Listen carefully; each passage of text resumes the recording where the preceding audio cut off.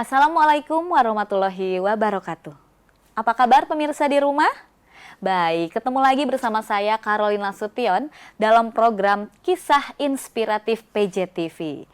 Pada tahun-tahun kebelakang ataupun tahun-tahun sekarang nih 2025, fashion banyak sekali digemari oleh berbagai jenis usia. Mau muda ataupun yang udah senior, pasti fashion ini tetap diminati. Dan fashion ini juga merupakan salah satu gaya hidup yang populer pada waktu-waktu tertentu. Secara umum, fashion ini merujuk pada tren atau gaya yang sedang digemari dalam suatu waktu. Apalagi sepatu nih pemirsa di rumah ya. Sepatu ini banyak sekali digemari oleh banyak umur dari mulai muda sampai dengan tua. Dan juga ini berfungsi sebagai alas kaki untuk melindungi kaki dan juga untuk menunjang kegiatan sehari-hari. Pada kisah inspiratif kali ini, saya tidak sendiri karena saya telah kedatangan narasumber. Ini owner dari Otif Sepatu, yaitu Kang Gilang Ramadan. Halo Kang, halo. Sehat Kang? Alhamdulillah. Alhamdulillah. Di depan kita ini sudah ada sepatu nih, lebih ke sepatu cowok ya Kang ya? Sepatu cowok. Ini namanya brand Otif. Asli Betul. dari Bandung. Oke, bisa dijelaskan mungkin Kang awal mulanya terjadi atau terbentuknya brand Otif sendiri seperti apa? Ya, sebenarnya Otif tuh dulunya bukan brand. Oke. Jadi dulu tuh saya punya konveksi bertiga sama rekan. Nama konveksinya tuh Opus Production. Oke. Jualannya emang dari dulu udah di online sih, di Kaskus dulu mah. Iya. Di Kaskus. Nah, kenapa bikin Otif? Tadinya Otif itu cuman divisi dari si Opusnya itu sendiri. Jadi kita tuh bikin divisi kreatif. Akhirnya kita sepakati namanya Opus Creative Division. Oke. Nah, setelah divisi kreatifnya terbentuk, kita malah bingung sebenarnya tuh mau diisi apa divisi kreatifnya tuh, karena kan di konveksi itu produksi tuh ya kerjaan tuh produksi aja gitu ya. Kita nggak ada proses kreatif yang gimana banget gitu. Jadi customer pengen bikin jaket ini kita bikinin, customer mau bikin kaos ini kita bikinin juga. Oke. Akhirnya karena bingung mau dibikin apa sih divisi kreatif ini, ada saran dari teman kenapa nggak kita bikin brand aja si Otif nih. Betul. Jadi si divisi kreatif ini diisi sama brand milik kita gitu. Akhirnya ya udah, jadi Otif itu brandnya tuh Otif. Yang tadinya tuh dari kepanjangan Opus Creative Division gitu. Oke, lebih dipersingkat mungkin ya, jadi Otif. Betul. Oke. Supaya gampang diingat aja betul, sih. Betul, biar nggak kepanjangan nih ya. Oke, kalau boleh tahu dari tahun berapa nih terciptanya Otif ini Kang? Nah, dibikin kalau terciptanya ya itu 2015 celetukan itu tuh gitu. Otif tuh. Cuman didaftarin hakinya betul ke Departemen Hukum dan HAM tuh di 2016. Oke. 2016 didaftarin dan produk awalnya itu tidak sepatu tapi jaket. Oh, produk awalnya jaket. Iya, karena kan kita punya tempat produksi atasan ya, jaket gitu. Jaket, kaos, hoodie, kemeja.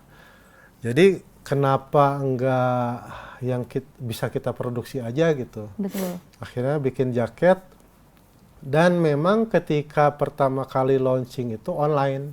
Iya. Online karena kebetulan lingkungan kita tuh ya udah melek lah soal online tuh. Lebih melek soal online daripada offline gitu. Selain dulu mah memang online tuh apa ya, modalnya kecil katanya. Betul. Dulu, oke. Modalnya kecil, bisa dilakukan di mana aja, bisa bisa berjualan di rumah dulu gitu. Oke. Akhirnya ya udah di online aja lebih simpel. Hmm,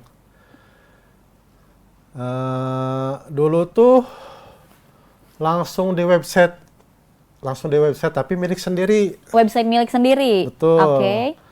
Kita bikin website milik sendiri karena memang terinspirasi dari brand lain juga tentunya punya website sendiri.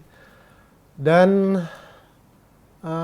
di Lazada, Zalora dulu tuh marketplace yang paling laku tuh zaman itu. Pada zamannya.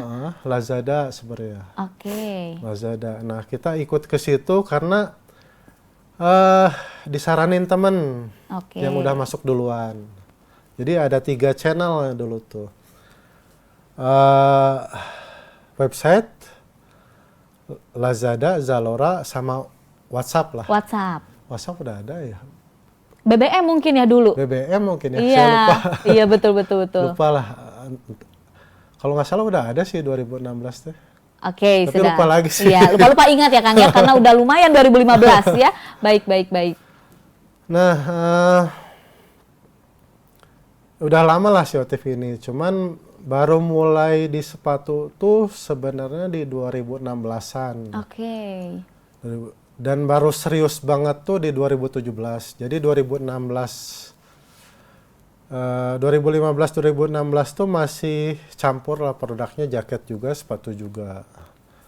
Nah, kenapa tiba-tiba produknya ke sepatu semua? Betul, karena tercetus ya. Pecah kongsi dulu. Aduh, oke. Disayangkan nih. Ya, takdirnya kayak gitu mungkin ya. Jadi, karena pecah kongsi dengan konveksi yang dulu, akhirnya Otif tuh diurus sendiri sama saya. Betul. Karena saya ngelihat sepatu tuh dulu tuh prospeknya mungkin menjanjikan. Ya. Karena memang ada brand terkenal lokal yang udah mendahului gitu, udah ada benchmarknya gitu. Oh, si brand lokal ini jualan sepatu kulit online kenceng gitu. Jadi kita tuh ngerasa, oh ada benchmarknya ini gitu. Akhirnya coba-cobalah Kang. Ya udahlah kita fokusin aja di sepatu. Karena saya ngerasa dulu tuh udah dapet partner bengkel sepatu yang cocok gitu. Oke, udah sejalan nih. Nah awalnya seperti itu. Oke, jadi khusus sekarang Akang produksian sepatu aja. Sebenarnya main produknya sepatu. Iya.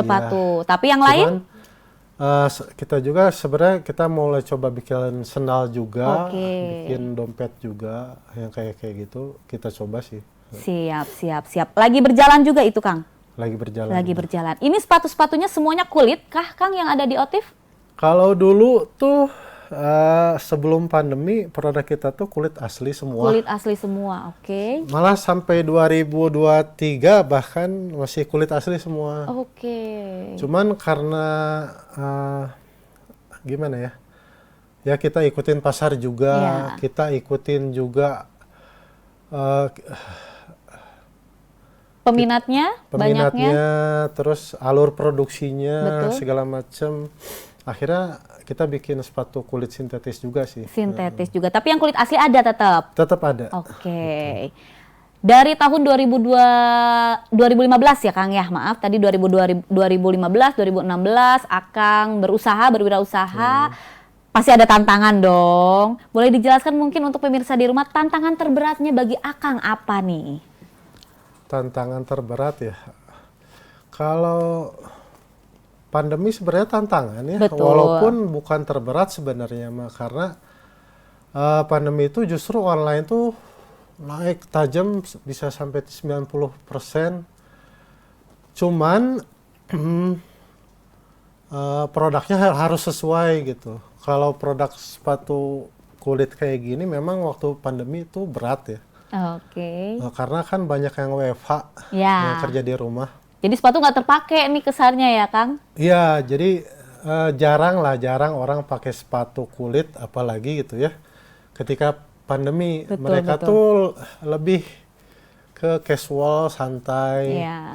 Cuman kalau di switch produknya ke sendal, ke sepatu santai gitu, itu masih tetap relevan di pandemi.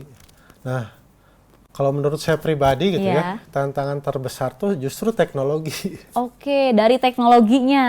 Teknologi. Seperti apa nih menurut Akang? Di satu sisi memang teknologi itu bikin mudah ya, bikin mudah gitu. Di sisi lain perubahannya cepat banget gitu. Jadi teknologi baru tuh tiap tahun hadir. Pasti bermunculan. Nah, kita yang harus adaptasinya harus lumayan cepat gitu. Harus mengikuti ya Kang ya. Harus mengikuti. Betul. Mungkin dulu zaman Kaskus mah jualan tuh cuman foto doang. Foto juga nggak usah bagus-bagus amat. Nggak usah ngiklan juga, ada closing. Sekarang tuh nggak bisa. Sekarang tuh foto harus bagus. Konten juga harus ada. Harus ya. Bagus selalu juga. Itu. Harus live juga. Harus pakai KOL juga.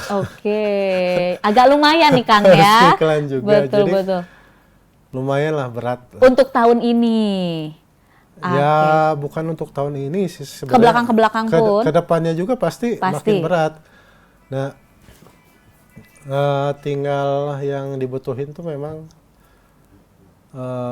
peran pemerintah mungkin untuk bantu gitu. Nih untuk ngomongin peran pemerintah ditahan dulu Akang ya. Nanti kita masih berlanjut ngobrol-ngobrol lagi. Dan untuk pemirsa PJTV di rumah jangan kemana-mana. Nanti kita balik lagi berbincang bersama Kang Gilang Ramadan. Tapi setelah pariwara berikut ini.